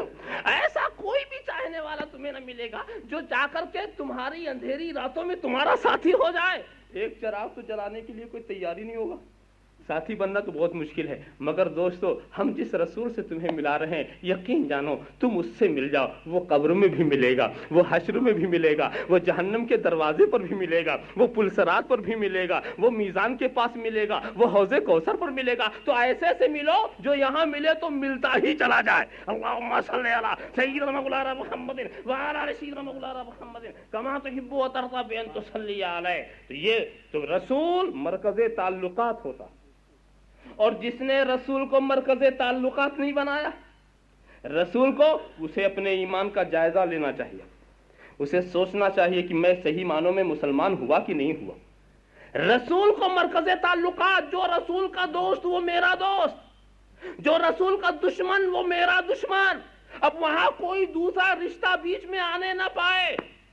تو دیکھا آپ نے, جیسے کہ باپ مرکز تعلقات ہوتا ہے, بیٹے کے لیے باپ مرکز تعلقات ہوا کرتا ہے. تو اسی لیے امتی نبی کے اس بات کو اپنے ذہن کے اندر آپ رکھو, اور ایک بات اور میں بتاؤں، ایک آخری باپ بیٹے کی، ایک بیٹا محنت کرے تو مولانا ہو سکتا کہ نہیں؟ مولانا نہ ہو سکتا تو مولانا لوگ آپ کے سامنے آتے کیسے؟ مولانا ہو سکتا، محنت کرے تو عالم بن جائے، ڈاکٹر بن جائے، انجینئر بن جائے، یہ بن جائے، وہ بن جائے، سب تو بن سکتا نا، بڑی بڑی ڈگریاں۔ کیا وہ محنت کر کے اپنا باپ بن سکتا؟ اتنی موٹی موٹی ڈگری لے لی، باپ نہیں بن سکا۔ معلوم یہ ہوا کہ امتی نبی کا معاملہ یہ ہے کہ امتی محنت کرے، غوث بن جائے گا، قطب بن جائے گا، صحابی بن جائے گا، تابعی بن جائے گا، قطب الاقطاب بن جائے گا، سب کچھ تو بنے گا، نبی نہیں بن سکے گا۔ اللہم صلی علی سیدنا مولانا محمد وعلی آل سیدنا مولانا محمد کما تحب و ترضى بان تصلی علیہ۔ تو معاملہ کچھ ایسا ہی ہے، کتنا بنتے رہو مگر کوئی بیٹا باپ نہیں بن سکے گا، وہ ڈگری نہیں ملے گی۔ اور ایک بات اور بتاؤں کہ اگر باپ اپنی مہربانی سے بیٹے کو کاندھے پہ بٹھا لے تو بیٹا باپ نہیں بنے گا، پھر بھی وہ بیٹے ہی رہے گا۔ تو میرا رسول اپنی امتیوں کے ساتھ کیسی بھی نوازش کرے، نبی نبی ہے، غیر نبی غیر نبی ہے۔ اللہم صلی علی سیدنا مولانا محمد وعلی آل سیدنا مولانا محمد کما تحب و ترضى بان تصلی علیہ۔ تو دیکھو اس چیز کو اچھی طرح، اگر میرا رسول اپنی نوازش میں، میں اس لیے کہہ رہا ہوں، نوازش میں کسی کو اپنا بھائی کہہ دے، تم میرے بھائی یا میں تمہارا بھائی، رسول اپنی نوازش میں، کرم نوازی میں ایسی بات کہہ دیں تو اس کا مطلب یہ نہیں ہو گیا ہے کہ اب بیٹا باپ بن گیا اور امتی نبی ہو گیا۔ اللہم صلی علی سیدنا مولانا محمد وعلی آل سیدنا مولانا محمد کما تحب و ترضى بان تصلی علیہ۔ رسول کا اپنی زبان سے کرم نوازی کرتے ہوئے کچھ فرمانا اور ہے اور ہمارا کہنا کچھ اور، ہمارا کہنا کچھ اور ہے۔ دیکھو یہ مولانا عبد الوہاب صاحب اگر اپنا تعارف خود کرائیں، خود اپنا تعارف کرائیں، میں کون ہوں، کیا کہیں گے؟ اپنے کو مولانا بھی تو نہیں کہیں گے، مناظر اسلام کہنا تو بہت مشکل بات ہے، اور دامت برکاتہم العالیہ کا بھی لفظ نہیں لائیں گے، کہیں گے حقیر فقیر سراپا تقصیر کو محمد عبد الوہاب کہتے ہیں۔ تو یہاں سے ایک صاحب اٹھے، کہا کہ صاحب واہ بہت اچھا، مولانا خود اپنے کو حقیر فقیر سراپا تقصیر کہتے ہیں، لہذا اب ان کو خط لکھو تو یہی لکھو۔ معلوم ہوتا ہے ان کے ایڈریس کا یہ کوئی مخصوص جز ہے۔ اللہم صلی علی سیدنا مولانا محمد وعلی آل سیدنا مولانا محمد کما تحب و ترضى بان تصلی علیہ۔ ارے تو کسی کا اپنے تواضع میں کچھ کہہ لینا اور چیز ہے اور کسی دوسرے کا کہنا اور ہے۔ کسی اگر یہی لفظ ہم بول دیں تو اسے توہین کہا جائے گا، اسے گستاخی پر محمول کیا جائے گا، مگر وہ خود اپنے کو تعارف کرائے۔ کون انسان ہے جو اپنے کو علامہ کہے گا؟ کون انسان ہے جو اپنے کو قطب کہے گا؟ کون انسان ہے جو اپنے کو ولی کہے گا؟ کون انسان ہے جو اپنے کے لیے اچھے اچھے الفاظ استعمال کرے گا؟ تو میرے رسول نے اگر تعلیم امت کے لیے اور تواضع انکسار کا سبق سکھانے کے لیے کبھی کوئی ایسا کلمہ اپنی زبان سے ادا کیا ہے تو اس کو حجت نہ بناؤ، نبی نبی ہے، غیر نبی غیر نبی ہے۔ اللہم صلی علی سیدنا مولانا محمد وعلی آل سیدنا مولانا محمد کما تحب و ترضى بان تصلی علیہ۔ یہیں پر میں ایک بات اور پوچھ لیا کرتا ہوں، ایک موٹے انداز سے بتاؤ کہ نبی اور غیر نبی میں فرق کیا؟ نبی اور غیر نبی میں فرق کیا؟ ہو سکتا ہے کوئی صاحب جوش محبت میں یہ کہیں کہ نبی اور غیر نبی میں یہ فرق ہے، نبی گویا بادشاہ اور غیر نبی اس کے مقابلے میں رعایا۔ بہر سوچا اس نے ایک اچھا جہاں تک اڑان اس کی ہو سکتی تھی۔ کوئی بھی کہہ سکتا ہے کہ نبی غیر نبی کے مقابلے میں نبی عالم، غیر نبی اس کے مقابلے میں جاہل۔ چلیے صاحب اس کی بھی ایک پرواز۔ کوئی یہ بھی کہہ سکتا کہ نبی کی حیثیت سپہ سالار کمانڈر ان چیف، غیر نبی اس کے مقابلے میں ایک سپاہی۔ میں کہوں گا یہ بھی ایک پرواز ہے، مگر یقین جانو یہ ساری باتیں صحیح نہیں۔ نبی اور غیر نبی میں وہ فرق نہیں ہے جو بادشاہ اور رعایا میں، اس لیے کہ رعایا کوشش کرے تو بادشاہ بن سکتی، نبی اور غیر نبی میں وہ فرق نہیں ہے جو عالم اور جاہل میں، جاہل محنت کرے پڑھے تو عالم ہو سکتا، نبی اور غیر نبی میں وہ فرق نہیں ہے جو سپہ سالار اور سپاہی میں، سپاہی ترقی کرے تو سپہ سالار بن سکتا ہے، اور غیر نبی ناک رگڑ کے مر جائے نبی نہیں بن سکتا۔ تو کیسا فرق ہے؟ نبی اور غیر نبی میں ایسا فرق ہے جیسے انسان میں اور جانور میں. کوئی جانور کتنی ہی ریاضت کرے انسان نہیں بن سکتا. اللہم صلی علی سیدنا مولانا محمد وعلی آل سیدنا مولانا محمد کما تحب و ترضى بان تصلی علیہ صلی اللہ علی النبی الامی وآلہ صلی اللہ تعالی وسلم صلاۃ و سلام علیک یا رسول اللہ. تو کیا کہا؟ ایمان. لتؤمنوا باللہ ورسولہ. تو پہلا قرآنی مطالبہ، خدائی مطالبہ کیا ہے؟ ایمان لو، مان جاؤ اللہ کو اور اس کے رسول کو. دیکھو ہر چیز میں، دنیا کی کسی چیز کو بھی اٹھا لو، اس میں ایک ہوتا ہے ڈھانچہ. آج میں بالکل ہندی کا چندی اور اردو کے سردو کا ارادہ رکھتا ہوں. ایک ہوتا ہے ہر چیز کا ڈھانچہ اور ایک ہوتی اس کی روح ہر چیز میں. اور جب تک وہ ڈھانچہ میں روح نہ ہو اس وقت تک کسی اکرام کا وہ مستحق نہیں رہتا. اور جب روح ہو تو اس کے ساتھ تمام تکلفات برتے جاتے ہیں. مثال کے طور انسانی کو لے لو. انسان کے جسم کا ایک تو ہے یہ ڈھانچہ، یہ جسم، اور ایک اس کی روح. تو جب تک روح ہے اس کے لیے دسترخوان لگتا، جب تک روح ہے اس کے لیے بستر بچھائے جاتے ہیں، جب تک روح ہے اس کے لیے مکان بنایا جاتا ہے، جب تک روح ہے اس کے لیے روشنی کا انتظام کیا جاتا ہے. یعنی اس ڈھانچے کے اندر جب تک روح ہے اس کی خاطر مدارات ہو رہی، جب تک روح ہے اس کے اٹھنے بیٹھنے کا لحاظ کیا جاتا. اور یہی روح نکال لو تو پھر کیا کیا جائے؟ اب کیا اس کے لیے کوئی بلڈنگ بنائی جائے گی، کوئی بستر بنایا جائے گا، کوئی دسترخوان سجایا جائے گا؟ بلکہ کہا جائے گا لو جی اس کو 3 کپڑے میں لپیٹو.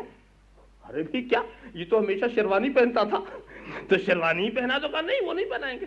ارے صاحب یہ بہت بڑی پگڑی پہنتا تھا، کہا پگڑی بھی نہیں، 3 کپڑے میں لپیٹو. کہا پھر کیا کرنا ہے؟ کسی بہترین بلڈنگ میں رکھو گے؟ نہیں، 3.5 ہاتھ کی زمین میں. زمین کے اوپر بھی اب رہنے کا اسے حق نہیں ہے. زمین کے اندر کر دو اسے، زمین کے اندر کر دو. اچھا صاحب تو کیا اس میں کوئی چراغ وغیرہ جلائیں گے، کچھ بچھائے؟ ارے صاحب چٹائی بھی نہیں بچھائیں گے، قالین تو بڑی بات ہے، ایسے ہی ہم لٹا دیں گے. ایسا کرتے ہو؟ یہ تو بہت بڑا رئیس ہے، اعظم ہے، اس نے نہ جانے کتنے لاکھ کروڑ روپے رکھ چھوڑے ہیں، اتنے اچھے آدمی کو تم ایسا کرو. کار رہا کرے، جب تک روح تھی سب تھا، اب کچھ نہیں ہے. جب تک روح تھی اس کے اندر یہ ڈھانچہ سب کچھ تھا. اب لے جا کر ارے جلدی کرو جلدی کرو، کہیں ایسا نہ ہو کہ اس کا حالت دیگرگون ہو جائے. جلدی لے جاؤ، روح اب نہیں ہے، اب اس کا اکرام کی ضرورت نہیں. اٹھاؤ اسے، اٹھا کر کے طریقے کے مطابق جا کر اس کو دفن کر دو. دفن کر کے چلے آئے نا، دیکھا کہ جب تک روح تھی سب کچھ تھا، جب تک روح تھی سارے تعلقات تھے، جب تک روح تھی دسترخوان سج رہا تھا، جب تک روح تھی مکانات بن رہے تھے. روح نکل آئی، ڈھانچہ کسی قیمت کا نہ رہ گیا. ورنہ ڈھانچے کو بھی دیکھو، پیر بھی ہے، ہاتھ بھی ہے، آنکھ بھی ہے، ناک بھی ہے، ساری چیزیں موجود ہیں، روح نہیں. آنکھ ہے، حلقے چشم بھی ہے، کان کی ساخت بھی ہے، دماغ کی بناوٹ بھی ہے، سب کچھ ہے، روح نہیں ہے. اب یہ کسی لائق نہیں رہ گیا.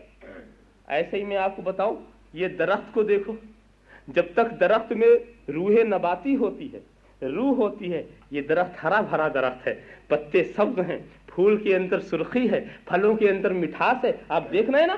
اور اگر یہ درخت سوکھ جائے، روح نباتی اس کی نکل جائے تو آپ کیا کرتے ہیں؟ کاٹو، آگ میں جلا دو. تر درخت کو، روح والے درخت کو کسی نے نہیں جلایا، اور بے روح درخت کا سبوں نے یہی فیصلہ کیا اب جلا دو. انتہا کی بات میں بتاؤں کہ روح کا ذرا بھی اثر باقی رہتا تو اس کو بھی لوگ زائل کر دیتے ہیں. کاٹ کے لائے نا، درخت کو کاٹ کے لائے، اس میں کچھ تراوٹ، ابھی تو روح نباتی تھی، اس سے جدا کر کے تم لائے، ابھی کچھ تراوٹ ہے، کہتے ہیں اس کو اور سکھا دو، اس کا اثر بھی ظاہر کر دو. اور جب اثر ظاہر ہو جائے گا تو اب جلا دو. اگر اس کا اثر بھی رہے تو مت جلاؤ، اگر اس روح نباتی کا اثر بھی رہے تو مت جلاؤ، پہلے اثر زائل کرو تب جلاؤ. دیکھا آپ نے ذرہ برابر. تو یہ بھی درختوں کا بھی یہی حال ہے. ہم یہ کہتے ہیں یہ جو روشنیاں ہیں یہ ٹیوب لائٹ، ان کا بھی ایک ڈھانچہ، ایک روح. ڈھانچہ تو وہی ہے جو آپ دیکھتے ہیں، اور روح یہ روشنی. روشنی نکال لو تو کس قیمت ہے؟ اگر اس کے اندر کرنٹ نہ ہو تو پھر ان کی کیا وقار؟ ان میں جس مقصد کے لیے لگائے گئے وہ بے مقصد. تو معلوم ہوا کہ ایک روح ہے اس کے اندر. میں کہتا ہوں اس مائک کے اندر بھی ایک ڈھانچہ ہے، ایک روح نکال دو تو یہ سامنے رکھنے کے لائق پھر نہ رہ جائے. اس کے اندر وہ کرنٹ جو ہے وہ اس کے روح کی حیثیت ہے. اب اس روح کو نکال دو تو اب یہ اس لائق نہیں کہ اسے ہم اپنے سامنے رکھیں. آپ خیال کرتے چلو، بس سمجھ لو اسی طرح ایمان و عمل کا ایک ڈھانچہ ہے، ایک روح ہے. ایک ہے ایمان کا ڈھانچہ اور ایک ہے ایمان کی روح. ایک ہے عمل کا ڈھانچہ اور ایک ہے عمل کی روح. تو عمل کا ڈھانچہ کیا ہے؟ نماز آپ مخصوص اداؤں کے ساتھ ادا کر لو، یہ ڈھانچہ. روزہ مخصوص انداز سے گزار لو، یہ ڈھانچہ. حج مخصوص انداز سے ادا کرو، یہ ڈھانچہ ہے. مگر اس کی روح کیا ہے؟ ایمان ہے. تو اعمال کی روح ایمان ہے. سب کچھ کرو اور ایمان نہ ہو تو یہ حج نہیں ہے، یہ نماز نہیں ہے، یہ روزہ نہیں. اس لیے کہ یہ تو ڈھانچہ ہے، بے روح ہے، بے قدر ہے، بے قیمت ہے. اللہم صلی علی سیدنا مولانا محمد وعلی آل سیدنا مولانا محمد کما تحب و ترضى ان تصلی علیہ. اس کو میں ایسے سمجھاؤں سمجھ میں آ جائے. ایک یہودی تمہارے انداز سے وضو کرے، تمہارے انداز سے تمہارے قبلے کی طرف رخ کرے، تمہارے انداز سے پوری نماز پڑھ لے. میں پوچھوں گا نماز اس کی ہوئی؟ آپ کہیں گے نہیں. کیوں بھائی؟ سب تو ادا کیا اس نے. قیام بھی ہے، قعود بھی ہے، سجدہ بھی ہے، جہت قبلہ بھی ہے، ساری چیزیں ہیں، سارے الفاظ ہیں. تو آپ کہیں گے سنو، ڈھانچہ ہے، روح نہیں. روح ایمان ہے. ان اعمال کی روح ایمان. مگر ایمان بھی ایک ڈھانچہ ہے، اس کی روح کیا ہے؟ ایمان ایک ڈھانچہ ہے اور ڈھانچہ کیا ہے؟ ایمان مفصل کا زبان سے دل کی تصدیق کے ساتھ، ایمان مجمل، ایمان مفصل کو زبان سے ادا کرنا دل کی تصدیق کے ساتھ، یہ ہے ایمان کا ڈھانچہ. اور رسول کی تعظیم و توقیر، یہ ہے ایمان کی روح. اسی لیے روح کو محفوظ کر دیا. ترتیب دیکھو، پہلے ایمان ہے، پھر عبادت ہے، بیچ میں تعظیم ہے. روح کو دو طرف سے محفوظ کر دیا ہے. ایمان بھی حفاظت کرے، عبادت بھی حفاظت کرے. اس بیچ کے والے کو ادھر سے ایک طرف ایمان ہے، ایک طرف عبادت ہے، بیچ میں تعظیم ہے. تعظیم کو ہٹانے سے پہلے ایمان کو ہٹانا پڑے. اللہم صلی علی سیدنا مولانا محمد وعلی آل سیدنا مولانا محمد کما تحب و ترضى ان تصلی علیہ. تو رسول کی محبت، رسول کا اکرام، رسول کا احترام، رسول کی تعظیم، یہ ایمان کی روح ہے. خدا اور رسول کے درمیان جدائی مت ڈالو، خدا اور رسول کے درمیان تفریق مت کرو، خدا اور رسول کے درمیان افتراق نہ پیدا کرو. یہ ہے ایمان کی روح. اور جو جدائی ڈالے وہ ایمان کی روح سے خالی. اور یہ میں خود اپنا دعویٰ نہیں کر رہا، قرآن ارشاد فرما رہا کہ جو کفار ان الذین یکفرون باللہ ورسلہ، وہ لوگ جو اللہ اور اس کے رسولوں کے منکر ہیں، وہ کیا کر رہے ہیں؟ یریدون ان یفرقوا بین اللہ ورسلہ. وہ ارادہ یہ کرتے ہیں کہ اللہ اور رسولوں کے درمیان جدائی ڈال دیں. ان یفرقوا بین اللہ ورسلہ، وہ ارادہ کیا ڈالتے ہیں؟ کہ اللہ اور اس کے درمیان جدائی ڈال دیں. اور کیا کہتے ہیں؟ وَيَقُولُونَ نُؤْمِنُ بِبَعْضٍ وَنَكْفُرُ بِبَعْضٍ، اور کہتے ہیں کہ ہم بعض پر ایمان لائیں گے اور بعض پر ایمان نہیں لائیں گے.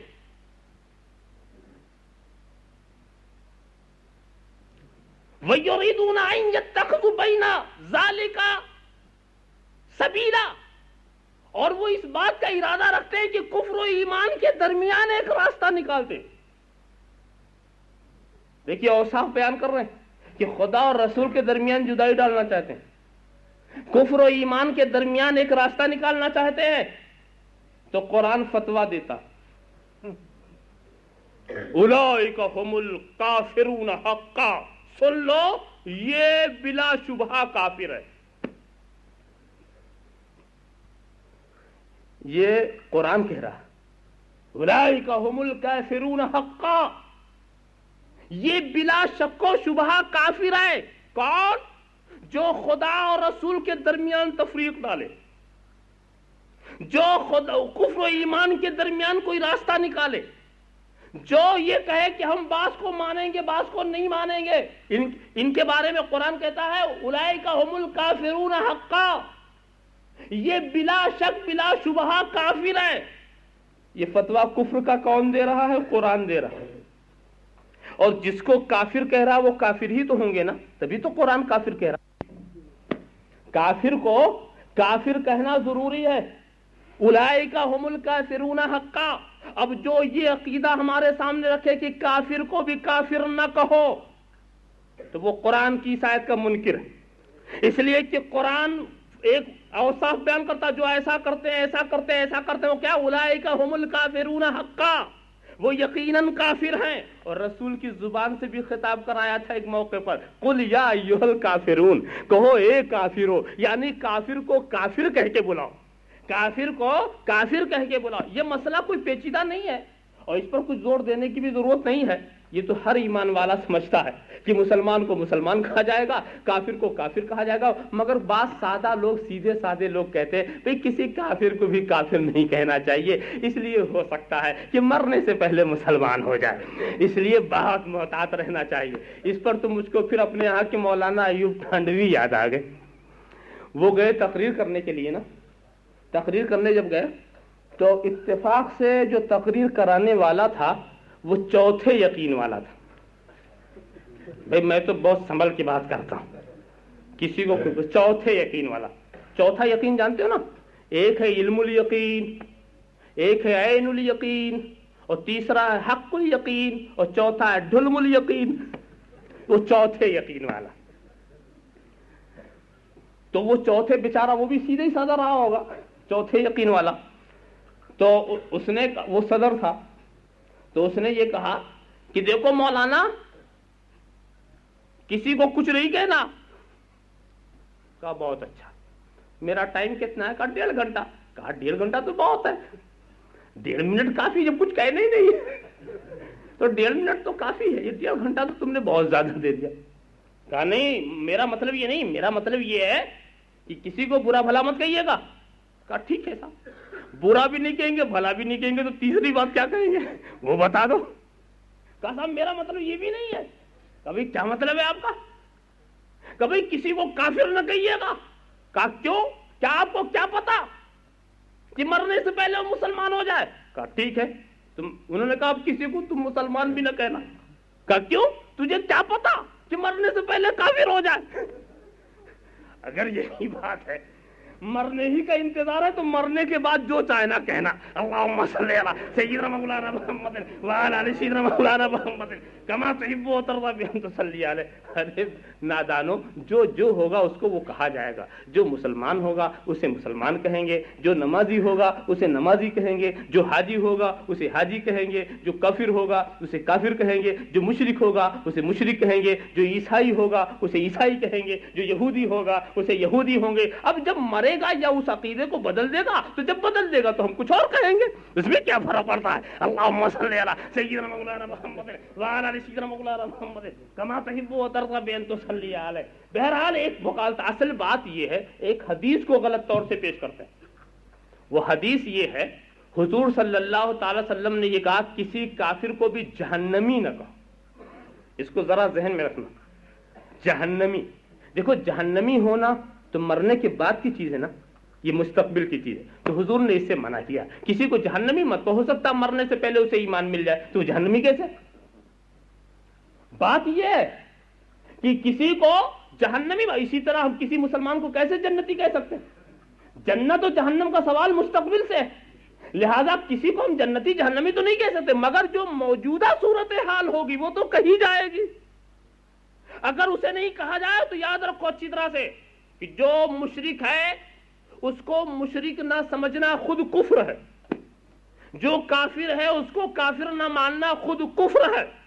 جس طرح کی اگر کوئی کسی مسلمان کو کافر کہہ دے تو کافر ہوتا، ایسے ہی اگر کوئی کافر کو کافر نہ مانے تو بھی کفر ہو جاتا۔ تو خیر یہ سب مسائل بہت واضح ہیں، سامنے کے ہیں۔ تو میں یہی عرض کر رہا تھا کہ ایمان نام کیا ہے؟ قرآن فیصلہ کر رہا ہے، ایمان نام ہے خدا سے رسول کو ملانے کا۔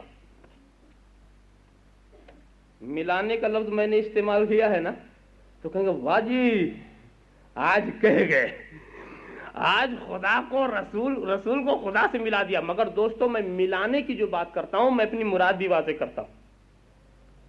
یہ ملانا وہ ہے جو اس تفریق کے مقابلے میں ہے جس کا ذکر قرآن کے اندر۔ والذین آمنوا باللہ ورسلہ ولم يفرقوا بین احد منہم، ایمان والے اللہ اور رسول کو ماننے والے ان میں کوئی تفریق نہیں کرتے۔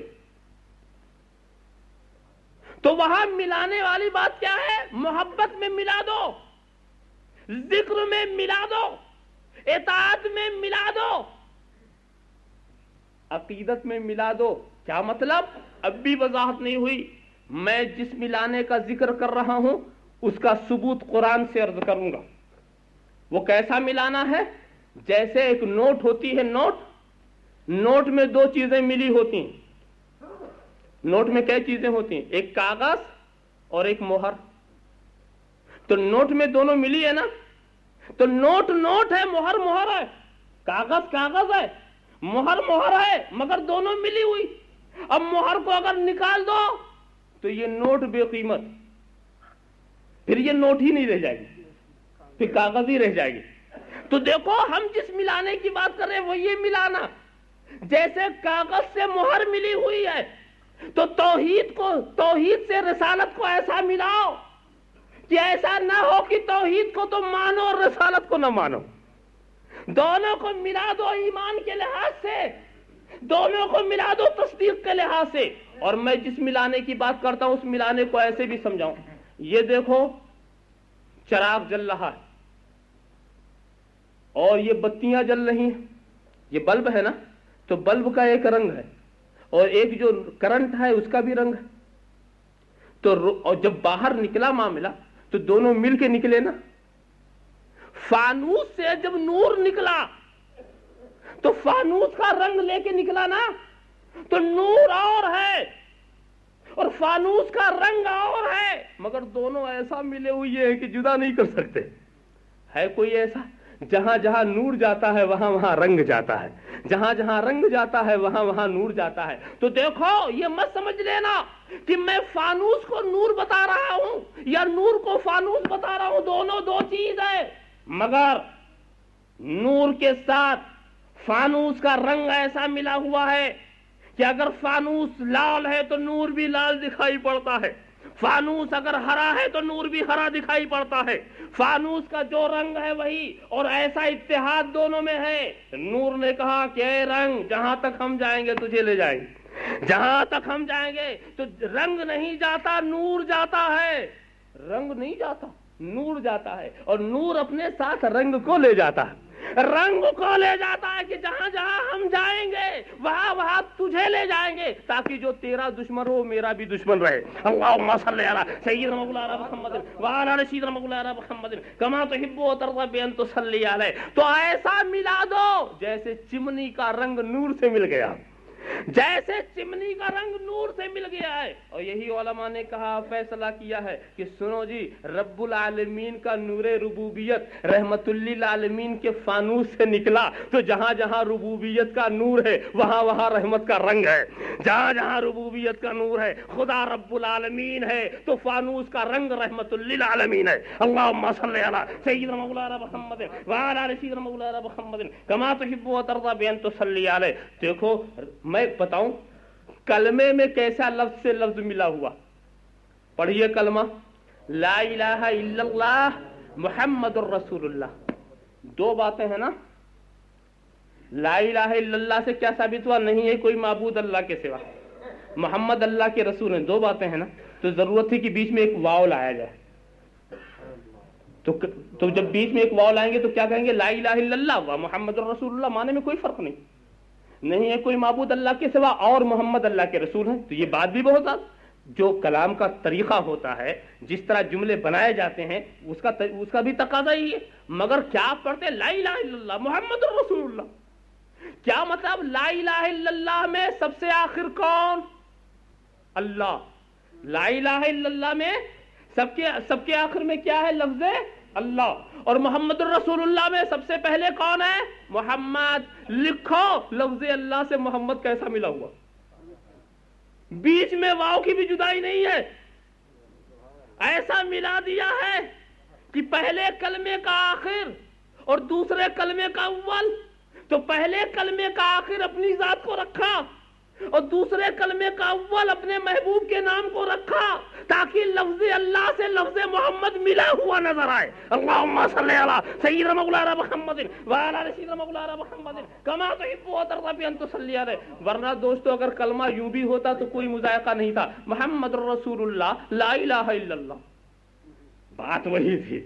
محمد الرسول اللہ لا الہ الا اللہ، محمد اللہ کے رسول ہے اور نہیں ہے کوئی معبود اللہ کے سوا. مگر دوستو توحید کی بھی بات ہو جاتی، رسالت کی بھی بات ہو جاتی، مگر عالم ذات سے عالم ذات محمد نہ ملتا، اسم اللہ سے اسم محمد نہ ملتا.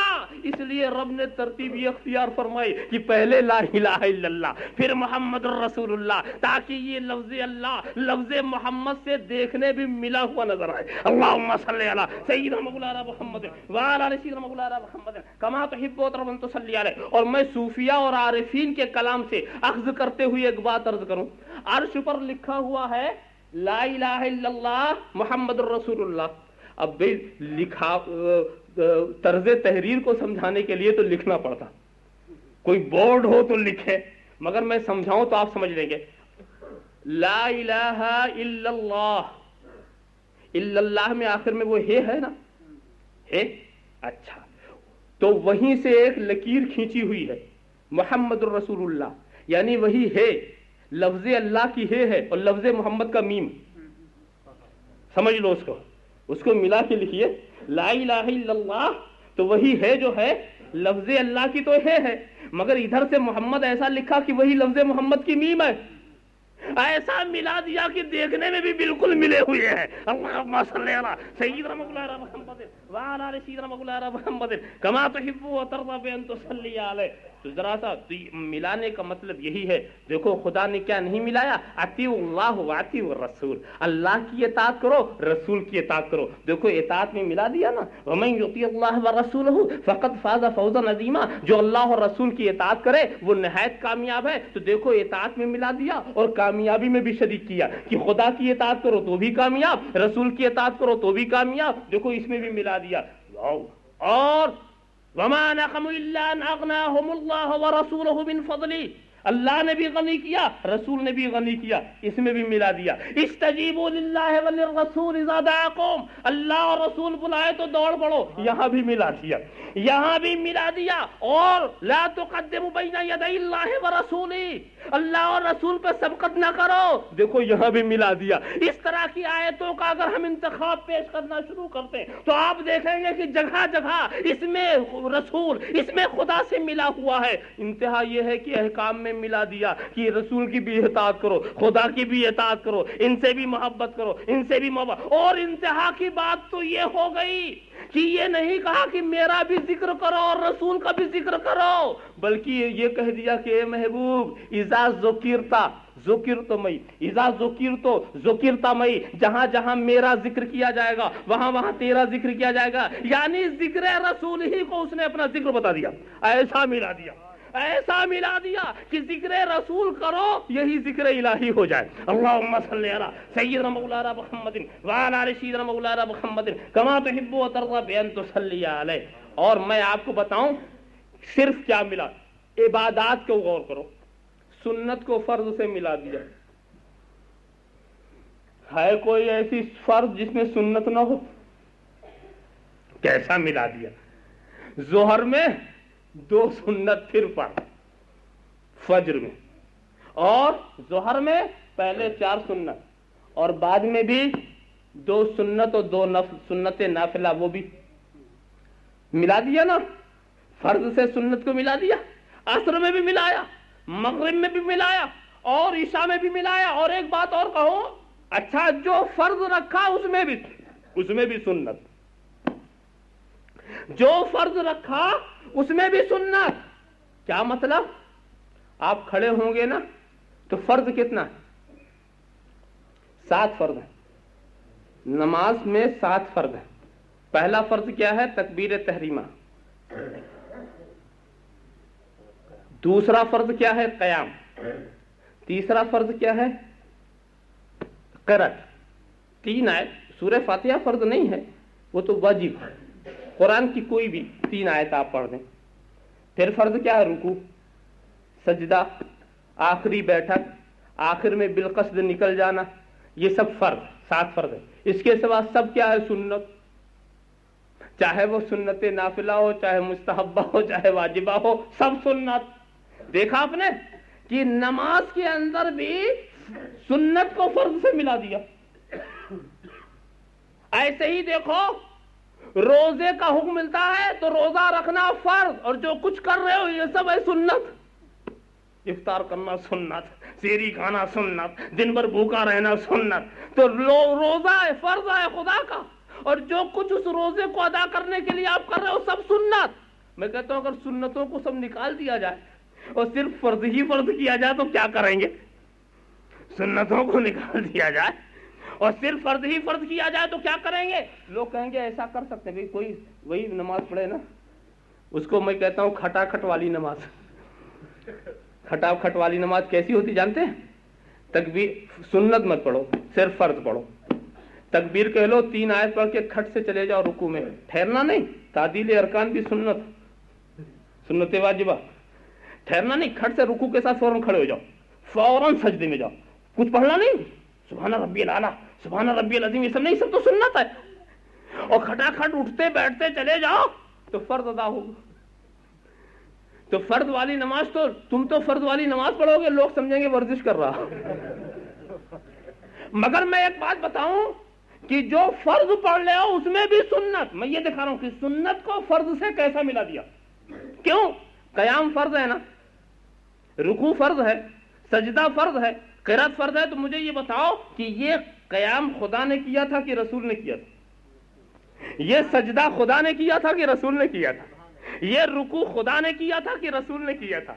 ये बैठक खुदा की है कि रसूल की है? मुझे इंसान से बताते चले जाओ। मालूम हुआ कि ये क़याम भी सुन्नत, ये रुकू भी सुन्नत, ये सजदा भी सुन्नत, ये सब सुन्नत है जिसे मेरे खुदा ने फर्ज कर दिया ताकि रसूल की सुन्नत मिटाई ना जा सके।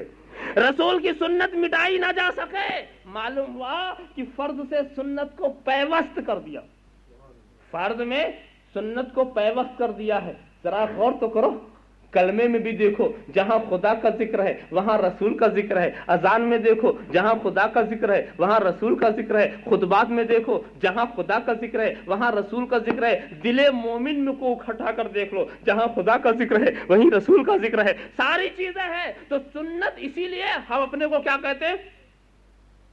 हम अपने को कहते हैं अहले सुन्नत। अहले फर्ज नहीं कहते, अहले वाजिब भी नहीं कहते, और अहले मुस्तहब भी नहीं कहते, अहले सुन्नत कहते हैं। इसलिए कि अगर हम अहले फर्ज अपने को कहें तो 12 साल से पहले पता नहीं क्या रहे हुआ, कुछ फर्ज ही नहीं। 12 साल से पहले कुछ फर्ज ही नहीं, कुछ वाजिब नहीं, तो पता नहीं, हम एक नया नाम रखना पड़ेगा स्पेशल। 12 साल पहले वाला ये, 12 साल बाद वाला ये। मगर सुनो, अहले सुन्नत का मामला ये हुआ कि पैदाइश हुई तो सुन्नत, खतना हुआ तो सुन्नत, इकामत एजान हुई सुन्नत, जो कुछ होता चला जा रहा सुन्नत। मालूम हुआ कि अहले सुन्नत तो हम पैदा ही होते हैं। अल्लाहुम्मा सल्ली अला सय्यिदना मौलाना मुहम्मद व अला सय्यिदना मौलाना मुहम्मद कमा तुहिब्बु व तर्ज़ा बिअन तुसल्ली अलैहि। तो भैया ये अहले सुन्नत होना ये हमारी फितरत है। पैदा हुए चाहे गैर शऊरी तौर पर सही, मगर रसूल की सुन्नत तो अदा हो रही है, रसूल की सुन्नत अदा हो रही है। और उसके बाद फिर क्या हुआ दोस्तों? अगर हम अपना नाम अहले फर्ज, अहले वाजिब रखें तो मरने के बाद फिर खटाई में पड़ जाएंगे। اس لیے کہ مرنے کے بعد اب ہم پر نہ کچھ فرض ہے نہ واجب ہے. ہم پر مرنے والے پر کیا فرض ہے؟ ارے بھائی جو کچھ ہے وہ لے جانے والوں پر ہے نا, ہمارے اوپر تو کچھ نہیں, مرنے والے پہ کچھ نہیں. تو اب بیچارہ پیدا ہوا تھا تو ایک نیا نام کی ضرورت تھی, مرا تو پھر نئے نام کی ضرورت تھی. اگر وہ اپنے کو اہل فرض اہل واجب کہے, وہ تو کچھ بھی کرنے کے لائق نہیں ہے. مگر دوستو اس وقت بھی وہ اہل سنت ہے. اب معلوم ہوا کہ میرے رسول کے اوپر وفات اسی مصلحت سے طاری کی گئی, تھوڑی دیر کے لیے میرے رسول پر وفات اسی لیے تاکہ وفات پانے والا رسول کی سنت پہ چلتا ہوا نظر آئے. اللہم صلی علی سیدنا مولانا محمد وعلی سیدنا مولانا محمد کما تحب و ترضى علیہ. تو پیدا ہونے کے بعد بھی ہم اہل سنت ہیں, اور مرنے کے بعد بھی ہم اہل سنت ہیں, اور قبر میں بھی ہم گئے تو اہل سنت. پہلے اہل سنت بتا دیا کہ سنو ہم ایسے اہل سنت ہیں کہ یہاں رسول کی سنت کو اپنا رہے ہیں اور قیامت میں سنت والے کے سائے میں رہیں گے. ہم ہیں اہل سنت. اللہم صلی علی سیدنا مولانا محمد وعلی سیدنا مولانا محمد کما تحب و ترضى بان تصلی علیہ. ذرا صاحب غور کرتے چلے جاؤ تو عبادات کے اندر بھی کیسا ملا دیا ہے, اور رسول کی عظمت, رسول کے وقار, رسول کا اقتدار سمجھانے کے لیے ایسے ایسے کنٹرول کیے گئے. اگر میں واقعی تفصیلات کے میدان میں لے جاؤں تو بات بہت آگے بڑھ جائے گی. یا ایھا الذین آمنوا لا ترفعوا اصواتکم فوق صوت النبی, اے ایمان والو نبی کی آواز پر اپنی آواز بلند نہ کرو.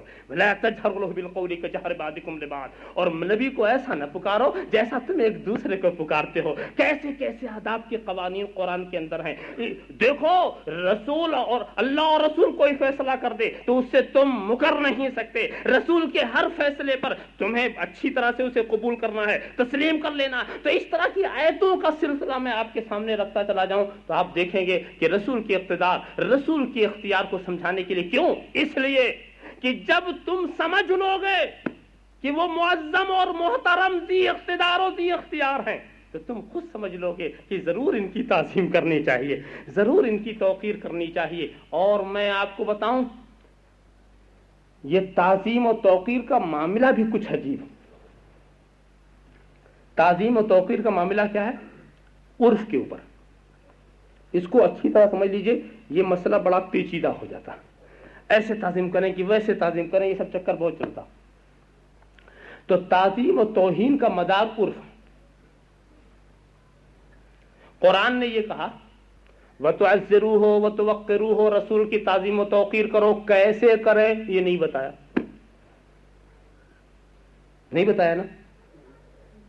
اب ہم ہی کو متعین کرنا کیسے کریں. قرآن نے یہ تو کہہ دیا کرو تعظیم. تعظیم تو رسول کی تعظیم کرنا تو فرض ہو گئی, مگر کریں کیسے؟ تو سنو, اگر قرآن یہ کہتا کہ ویسے تعظیم کرو جیسے عربی لوگ کرتے ہیں تو میں کہتا کہ یہ قرآن صرف عربیوں کے لیے ہو سکتا ہے, عجمیوں کے لیے نہیں ہو سکتا. اگر قرآن یہ متعین کر دیتا کہ عجمیوں جیسی تعظیم کرو تو یہ عجمیوں کی کتاب ہو سکتی تھی, عجمیوں کے لیے یہ ہدایت کی کتاب ہو سکتی تھی, مگر عربیوں کے لیے مفید نہیں تھی. کیوں؟ اس لیے کہ تعظیم و توقیر کے طریقے مختلف ماحول, مختلف علاقے میں الگ الگ ہیں. تو کسی ایک طریقے سے پابند نہیں کیا جا سکتا. ہاں عرب کو پابند کر لو کہ عجمیوں کی طرح تعظیم نہ کرو, عجمیوں کو پابند کر لو کہ عربیوں کی طرح تعظیم نہ کرو, رومیوں کو پابند کر لو کہ حبشیوں کی طرح تعظیم نہ کرو, حبشیوں کو پابند کر لو کہ رومیوں کی طرح تعظیم نہ کرو. مگر تعظیم کا جو طریقہ ان کے دیار میں مروج ہے, اگر اس طریقے کو تم نے چھین لیا تو تعظیم کے ظہور کی کوئی صورت ہی نہیں ملے گی.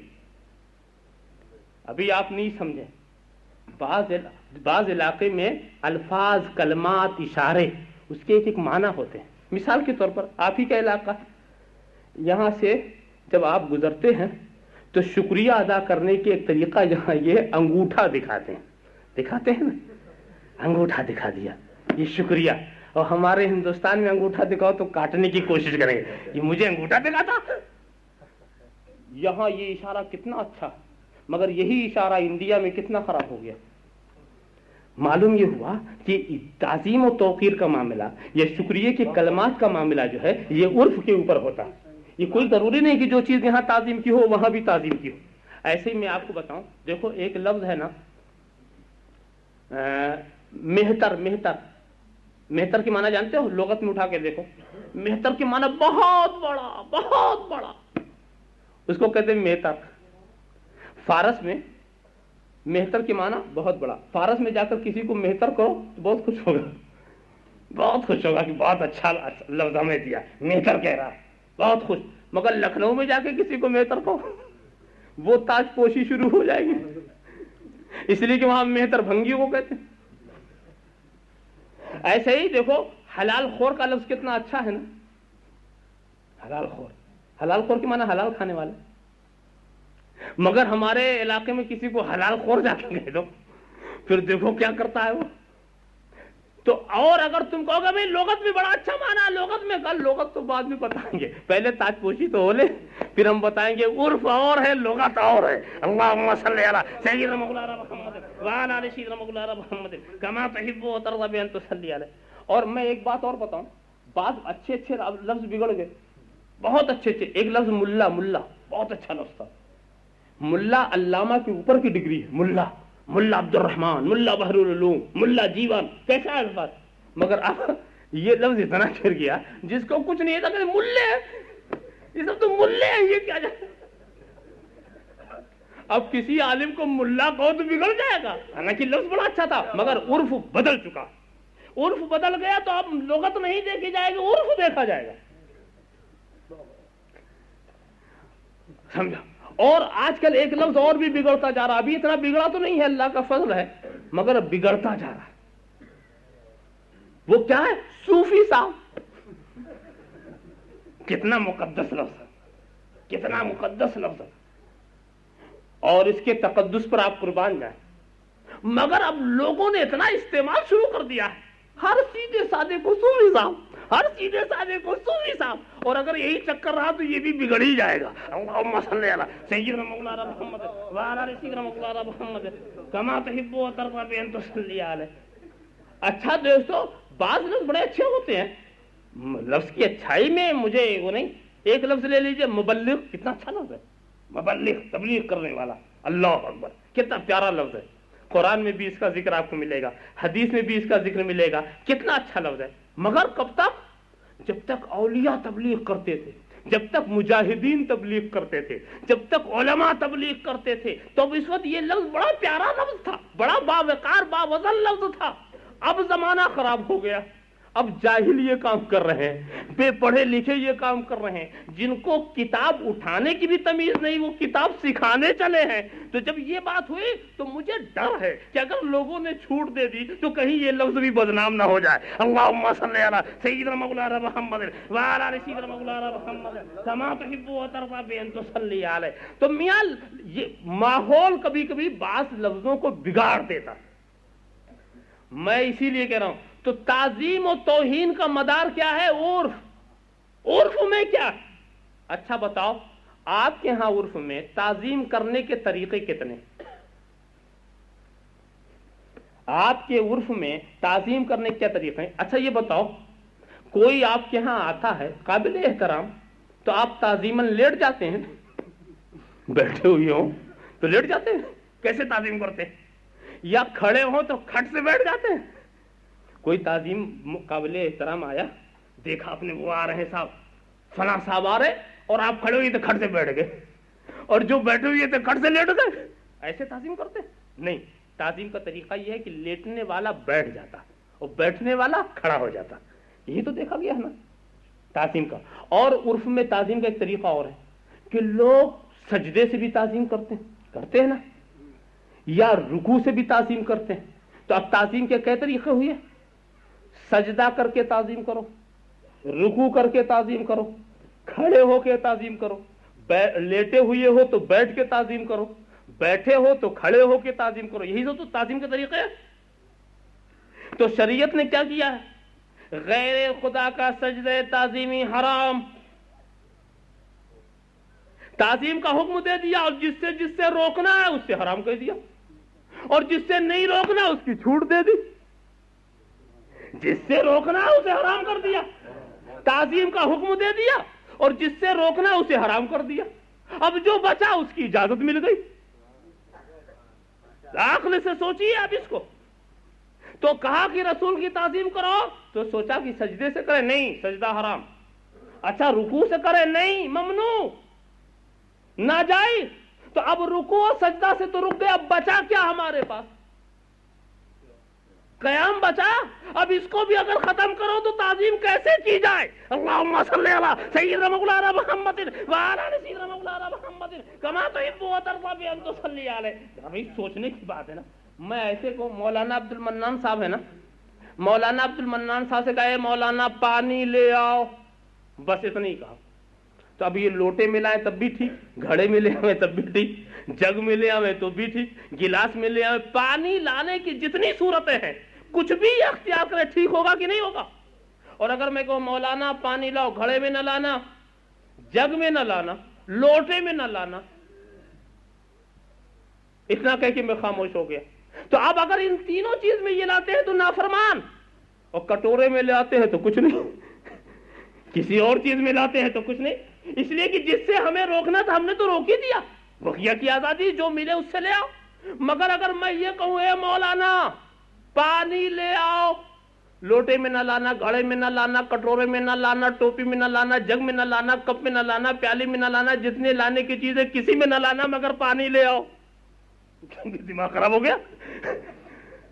ہر چیز سے منع بھی کر رہے ہو, کہہ رہے پانی بھی لے آؤ. اللہم صلی علی سیدنا مولانا محمد وعلی آل سیدنا مولانا محمد کما تحب و ترضی بان تصلی علیہ. تو اگر ایسا کہا جائے رسول کی تعظیم کرو, سجدے سے نہ کرنا, رکوع سے نہ کرنا, قیام سے نہ کرنا, قعود سے نہ کرنا, سب کچھ سے روک دے, پھر کہے تعظیم کرو, تو ہم کہیں تماشا کریں. اللہم صلی علی سیدنا مولانا محمد وعلی آل سیدنا مولانا محمد کما تحب و ترضی بان تصلی علیہ. عقل سے کام کرنا چاہیے. تو اسی لیے تعظیم کے معاملے میں تمہیں آزاد چھوڑ دیا. اب اگر رسول نے عربیوں سے کہا ہو, اب اگر رسول نے عربیوں سے کہا ہے لا تقوموا لی, لا تقوموا لی کالعجم, اے عربیوں تم عجمیوں کی طرح ہماری تعظیم نہ کرو, تم عجمیوں کی طرح ہمارے لیے قیام نہ کرو. کیوں؟ عرب کا عرف اور تھا, عجم کا عرف اور تھا. عرب کو تو پابند کیا جا سکتا تھا, مگر عجم کو پابند نہیں کیا جا سکتا, اس لیے کہ یہاں طریقے تعظیم ہی یہی ہے, یہاں طریقے تعظیم ہی یہی ہے. اور پابند کرنے کا تو سب سے سیدھا راستہ یہ ہے کہ تعظیم ہی سے روک دو. اللہم صلی علی سیدنا مولانا محمد وعلی آل سیدنا مولانا محمد کما تحب و ترضی بان تصلی علیہ. اور ایک بات اور بتاؤں, رسول نے کیا کہا تھا؟ لا تقوموا لی, میرے لیے قیام نہ کرو. معلوم ہے کچھ لوگوں نے قیام کیا تھا تبھی تو روکا نا, اور کرنے والے بھی صحابہ تھے, تو کیا توبہ کرایا ان سے کہ توبہ کرو؟ نہیں, رسول تو درس دے رہے ہیں. صحابہ کا انداز اور, حضور آئے صحابہ کھڑے ہو گئے, حضور نے کہا مت کھڑے ہو, مگر صحابہ اس وقت تک نہیں بیٹھے جب تک رسول نہیں بیٹھے. تو دونوں نے سبق سکھا دیا. رسول نے سکھایا کس کو؟ جو معظم اور قابل احترام لوگ, کہ جب تم کسی محفل میں جاؤ تمہارے لیے کوئی تعظیم کرے تو تم روکو, تعظیم مت کرو, بیٹھو بیٹھو بیٹھو. اور صحابہ نے سکھا دیا وہ کتنا کہا کریں, مگر جب تک وہ نہ بیٹھیں گے ہم بھی نہ بیٹھیں گے. تو دونوں نے سکھا دیا. تو علیکم بسنتی و سنت الخلفاء الراشدین, یعنی روکنے میں میری سنت ادا کرو. صحابہ نے کہا تعظیم کرنے میں میری سنت ادا کرو. اللہم صلی علی سیدنا مولانا محمد وعلی آل سیدنا مولانا محمد کما تحب و ترضی بان تصلی علیہ. صلی اللہ علی النبی الامی وآلہ صلی اللہ تعالی وسلم صلاۃ و سلام علیک یا رسول اللہ. اور ایک بات اور ہے, یہاں پر علماء بیٹھے ہیں, حضور نے کہا تھا لا تقوموا لی, میرے لیے قیام نہ کرو. یہی تو لفظ ہے نا, لا تقوموا لاحد نہیں کہا, لا تقوموا لاحد کسی کے لیے قیام نہ کرو, بلکہ کہا میرے لیے قیام نہ کرو. تو میاں کوئی قابل احترام یہ کہے گا کہ میرے لیے قیام کرو؟ کوئی عظمت والا یہ بولے گا اگر قیام تعظیمی حرام ہوتا تو رسول یہ نہ کہتے کہ میرے لیے قیام نہ کرو، کہتے لا تقوموا لأحد، کسی کے لیے بھی قیام نہ کرو. اللهم صل علی سیدنا مولانا محمد وعلی آل سیدنا مولانا محمد کما تحب و ترضى بین تصلی علیہ. ذرا صاحب خیال فرماتے چلے جاؤ، خیال فرماتے چلے جاؤ کہ رسول سے زیادہ باعظمت اور قابل احترام اور کون سی شخصیت ہے. اور ہمارے ہاں احترام و تعظیم کے جو انداز ہے اس کو ہم اپنائیں گے، اسے ہم اپنائیں گے. لِتُؤْمِنُوا بِاللَّهِ وَرَسُولِهِ وَتُعَزِّرُوهُ وَتُوَقِّرُوهُ. ادب گاہش زیر آسماں از عرش نازک تر، نفس گم کردہ می آید جنید و با یزید اینجا. وآخر دعوانا الحمدللہ رب العالمین. سلام علیکہ یا رسول، سلام علیکہ یا حبیب، سلام علیکہ صلوات علیکہ.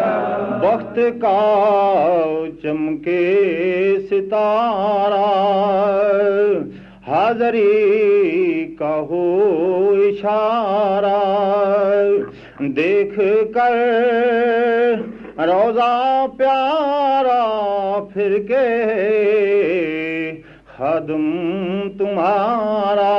یا نبی سلام علیکہ، یا رسول سلام علیکہ، یا حبیب سلام علیکہ صلوات.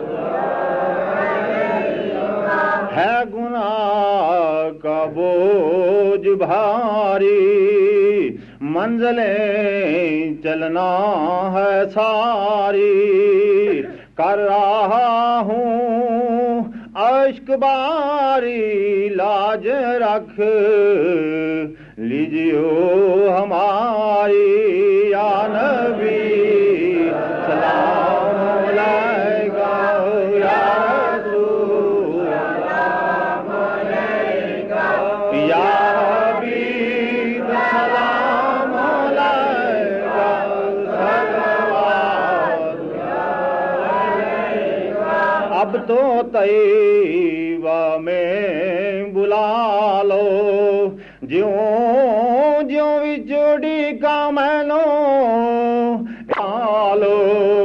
یا رسول اللہ اب تو طیبہ میں بلا لو، ذرا رحمت کو نظر در حال دارم. یا رسول اللہ الصلاة والسلام عليك يا خير خلق الله، الصلاة والسلام عليك يا قاسم رزق الله، الصلاة والسلام عليك يا عروس مملكة الله، الصلاة والسلام عليك يا زينة عرش الله، الصلاة والسلام عليك يا جمال ملك الله، الصلاة والسلام عليك وعلى آلك وأصحابك وأزواجك وذرياتك وعلماء أمتك وأولياء ملتك وشهداء محبتك يا رسول الله. اللهم صل وسلم وبارك إلى سيدنا مولانا محمد طب القلوب ودوائها وعافية الأبدان وشفائها ونور الأبصار وضيائها وآله وصحبه دائما أبدا. اللهم إنا نعوذ بفضلك القديم وطولك العظيم ولطفك العميم. اللهم ادفع عنا البلاء والوباء بحرمة عبادك المقربين من الأنبياء والمرسلين والشهداء والصالحين والأبدال والأوتاد أجمعين. اللهم اغفر لنا ولوالدينا ولأستاذنا ولمشايخنا ولعلمائنا ولأحبابنا ولأصحابنا ولجميع المؤمنين والمؤمنات والمسلمين والمسلمات الأحياء منهم والأموات ولمن حضر إلينا ولمن غاب عنا. اللهم ارزقنا في الدنيا زيارة سيدنا ومولانا محمد صلى الله تعالى عليه وسلم، وفي الآخرة لقاءه وشفاعته. سبحان ربك رب العزة عما يصفون وسلام على المرسلين والحمد لله رب العالمين. أعوذ بالله من الشيطان الرجيم. بسم الله الرحمن الرحيم.